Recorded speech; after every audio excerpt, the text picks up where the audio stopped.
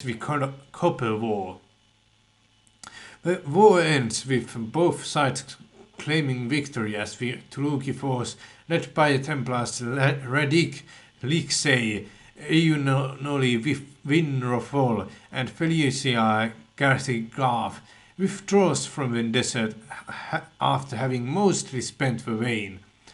The Alanaki army quickly seizes control over what is left and establishes a small camp at the location. In the aftermath of the Copper War, the Alanaki Senate votes to fine House Krag a vast sum of obsidian coin as penalty for apparently supporting Tuluk. Several meetings of the Tuluki triumvirate were held. The first abolished the tiers of noble houses and opened the noble quarter to public access. At the second meeting, it was reported that Makotep had awoken to find his city disturbed and had made some resolutions. His resolutions were to reopen the area near the Ivory Pyramid, once known as the Ruins, and rename it the Old Quarter. More significantly, he divided the city into fief-like divisions called Kinar, which, along with areas outside the city known as Stria Siri, would henceforth be administered on the behalf of the city by noble governors appointed by the Lirafan order. Combined forces of the Alanaki militia, House Porcale, and House Tor descend on the nearby Mal outpost and kill or enslave all inhabitants. Several merchant houses make silt skimmer expeditions into the Sea of Silt, pressing into the unknown regions south of Red Storm. Sometime during the trip, they attract the attention of the enigmatic and impossibly large silt giants, also known as true giants. Giants chase the skimmer expedition back to shore, making a landfall in Redstone East. Actually, I have to check. What is silt? Is it some kind of mineral?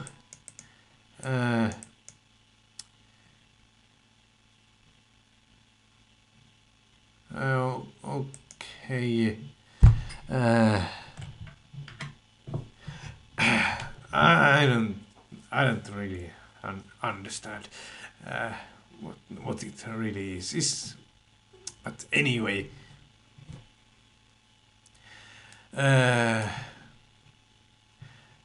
making a landfall in the Redstone East.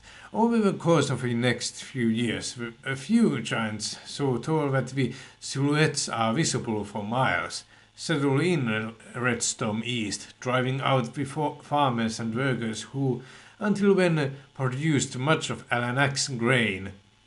Famine sweeps through the southern parts of the known world as grain becomes all but unavailable in Alanak and elsewhere. By the way, why didn't the Tulukians try to capture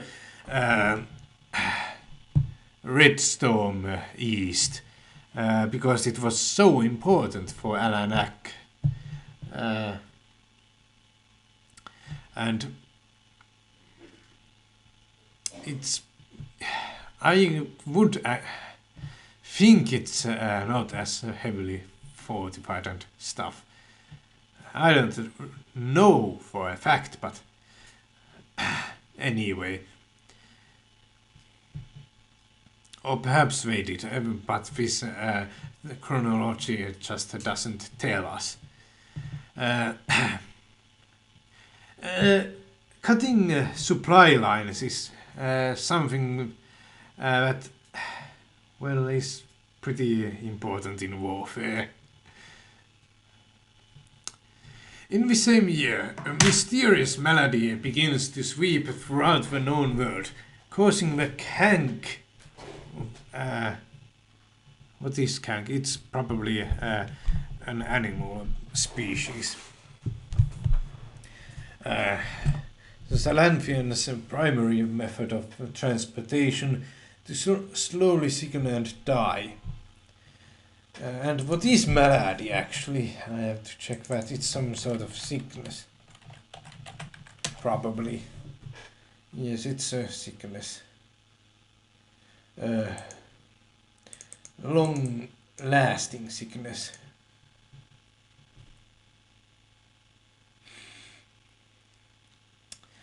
Trade routes suffer, and as the centers of civilization struggle to obtain a new means of healthy, cheap beasts of burden to replace the dying animals, kank honey, an ingredient in many popular foodstuffs for the upper class, becomes virtually non-existent. Many factions across the known world devote countless hours of time and effort to discovering and halting the unknown illness, to no effect. Over time, the kank becomes all but extinct. An army of Gif holds Alanak in an extended period of loose siege. Gif and siege. Okay, you don't know either one of those words. Perhaps you know.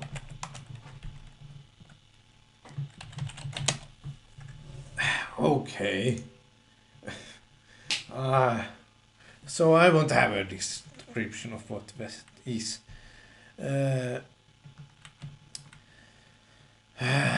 Using the city-state's extensive sewer system to infiltrate the city from beneath the ground. An army of Gif. Actually, that's some sort of species. Where is this? It's not here. An organized defense effort consisting of the arm of the dragon, that Tsai Bin, and the great merchant houses beats back the majority of Gif forces within the city. A large portion of the Gif threat claims the Bosale estate, however, despite House Thor's concentrated defense of the nobles' quarter. The farming... actually, what just happened? The organized defense effort consisting of those things beats back the majority of Gif. A large portion of the Gif threat claims the Bosale estate, however, despite House Thor's concentrated defense of the nobles' quarter. The farming village is responsible for much of the city's grain production, are attacked at roughly the same time. Though the Gif horde is defeated with a counter-attack led by Lord Templar Samus Renick. The besieged Bosale estate, declared to be treacherous, is sunk into a pit of lava shortly thereafter by the Black Robe Tariff Caciques, effectively ending the Gif threat.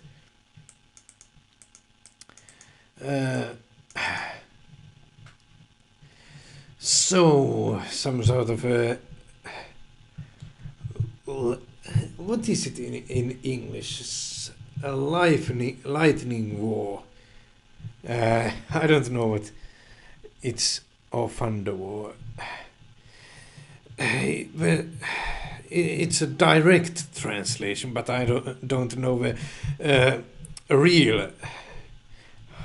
real translation. But the method Hitler used on Poland at the start of the Second World War, I believe. Was it second? Anyway, one of those.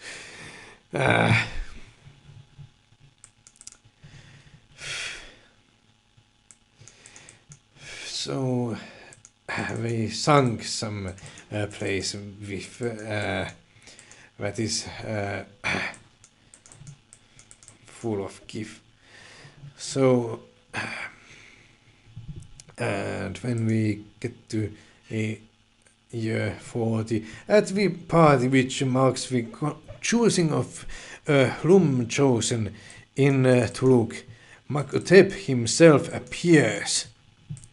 What the interesting. After delivering a cryptic message, he returns to the Ivory Pyramid. A successful political campaign by House Oash leads to the closure of the Council of Alanaki Mages by the Alanaki Senate. Quietly and discreetly, House Krag pulls all personnel and possessions from Alanak, leaving behind only a bare estate. A war party led by Alanaki Blue Robe Templars and including soldiers of House Tor and gemmed from House Osh makes a foray into the tablelands, striking for an oasis. They apparently meet no resistance and do not stay at the oasis for long before turning back for Alanak. Within hours, magical creatures of stone strike in the streets of Luers and Alanak, overtaking portions of the cities until they can be beat back. Simultaneously, the earth rumbles, and large swaths of the North Road between Alanak and Luers crumble off the shield wall, while cliffs which border the North Road between Luers and Tuluk collapse and cover it.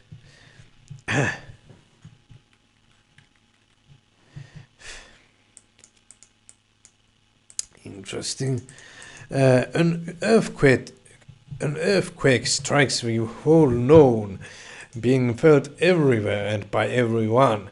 When a large shape crosses the sky and seems to settle over Sukkraf, bringing complete darkness to the world. In the darkness, moisture falls from the air, and for a brief time, rain comes to the known. As the darkness stretches on over days and into a week, the streets of the cities become dangerous. In Alanak, rioters set fire to buildings and lynch gemmed. In Tuluk, crime runs rampart. Nobles and Templars, for the most part, remain huddled in safety. At the end of a full week of darkness, the shadow lifts from Sukkraf to take its own place in the sky as a black moon which reflects no light. Shortly, a series of further crises strikes both cities. In Tuluk, repeated waves of murky water crash in from west of the Skain gates, leveling Red Sun Commons, destroying many buildings, leaving thousands dead, and flooding under Tuluk. A shadow lifts from the Sukkraf to take its own place in the sky as a black moon, which reflects no light. A series of further crises struck both cities. Repeated waves of murky water crash into the west of the Skayan gates, destroying much. While in Alanak, the city comes under attack from the fire elementals as a volcano rises in the southwest, obliterating the critical farming villages of Menos and Taki and destroying the nearby camp of Al-Seik tribe.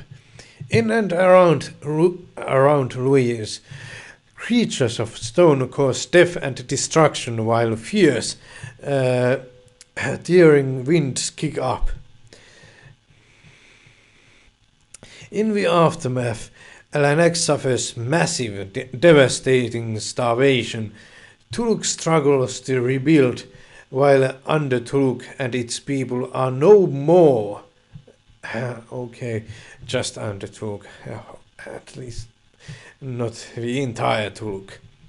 The halflings seem to be gone from the grey forest, and Creeland things previously unknown move in to take their place in the vastly changed landscape.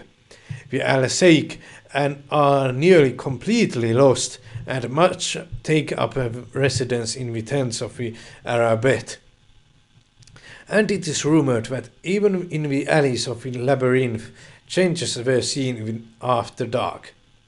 In post-flood Tuluk, His Gloriousness Muk-Atep sees fit to elevate a new high presenter Adif Liksei of the Order of Jihei. The Jiheians ascend to power as the leading order of Tuluk. Over a period of a year, the Red Fangs clash with the Sunrunners. Vicious war begins between the two elven tribes. After bloody battles ranging from the steppes of the tablelands to the sands of the Red Desert, the Red Fangs have been destroyed. At a rousing event in the Alanaki arena, a behemoth of a spider is brought out to be slain by the gladiators. Upon being slain, countless smaller spiders burst from its corpse. Some of them escaped into the stands and beyond. Over the course of the next few years, rising reports of dead rats and smaller animals lead to the discovery of those spiders having bred beneath the city and in the poorer districts. The burgeoning infestation of spiders is wiped out, but not before they wreak havoc and fear across the city-state. So now age 21 ends, but it isn't mentioned. How long was it? Pretty long, at least text-wise. Meetings of the Tuluki triumvirate result in Hlum nobles being given a vote as a group equal to that of any Surif house, to the dismay of many Surif nobles. Many public works are completed over time as Tuluk recovers from the damage of the deluge, entering a time of relative peace and prosperity. The flow of refugees from Alanak slows to a trickle.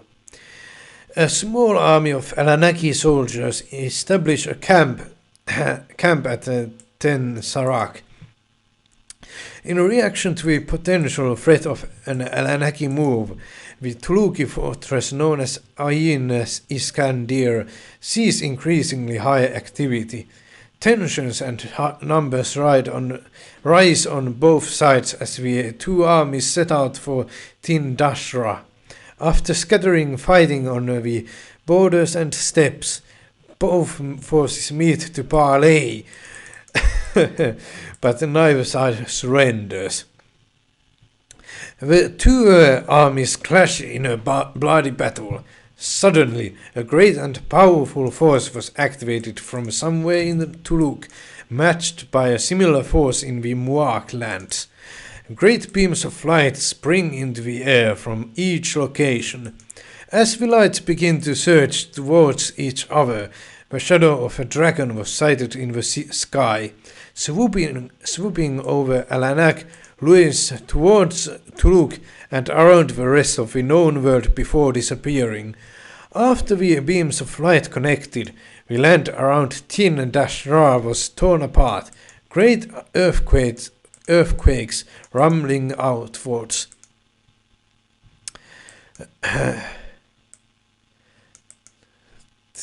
So, the two armies clash in a bloody battle, and then suddenly a dragon swoops over Alanak, Luis towards Tuluk and around the rest of the known world before disappearing.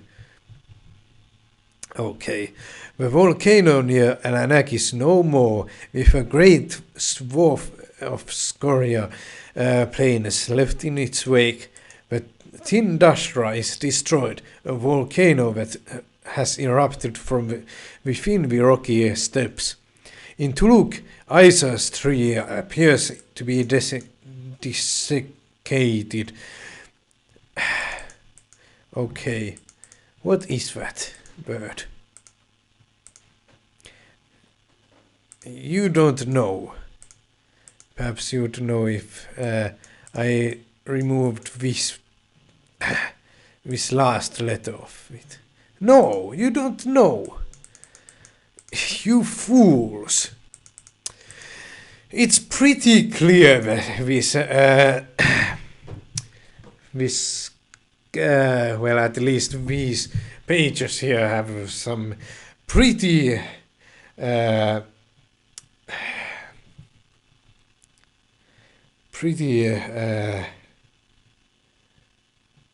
what would be the word? Not very much used words.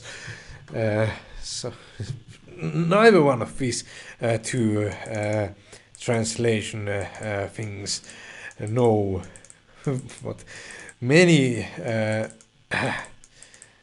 words mean. A volcano near Alanak is no more, with a great swath of scoria plains left in its wake. Tindashra is destroyed. A volcano has erupted from within the rocky steppes. In Tuluk, Isa's tree appears to be desiccated. Both armies flee with fiery carnage, and a group of Vimuak are seen making their way to the gates at Louis' outpost. Rumors abound that the North Road is no longer passable.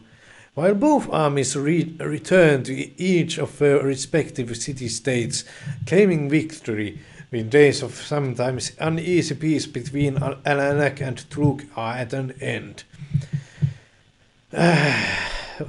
Rumors emerge from Alanak that a team of spies in a deep cover were successfully plotting sabotage against Turuki forces during the lead-up to the battle at Tindashra, with whispers that the destruction of Isa's tree might have been one of their prime targets. In Turuk, at a public celebration, High President Ardif Liksey steps down from his position to become presenter of the Jihayan Order. A relatively unknown Lirafen by the name of Auralia Nikean takes the mantle of the High Presenter. Later in the proceedings, an Alanak Templar and soldiers are executed publicly by the hand of the High Presenter and the Presenter of the Jihayan Order, respectively. Over the next month, rumors of widespread disappearances spread throughout Turuk. In a ruthless act of suppression, the newly ascendant Order of Lirafu casts the Hlum nobility as traitors and collaborators. The Template proceeds to erase Grey Hunt from Turuki society and eradicates the Hlum nobility, burning the estate to the ground. Those found to remember or mention the Hlum or Grey Hunt are dealt with quietly and efficiently by the Template. Wow, this is finally over. This recording session has gone over 1 hour and 44 minutes, and I haven't drank anything, and my throat is pretty much dead. Well, we'll have to. And actually, I should have probably looked at these clans before reading this chronology, because there are so many mentions of those probably clans that that I should just have read about them. But perhaps I will get to them in the next videos. I don't know. Perhaps I'll just continue reading about the world and not bother with the class. Anyway, goodbye.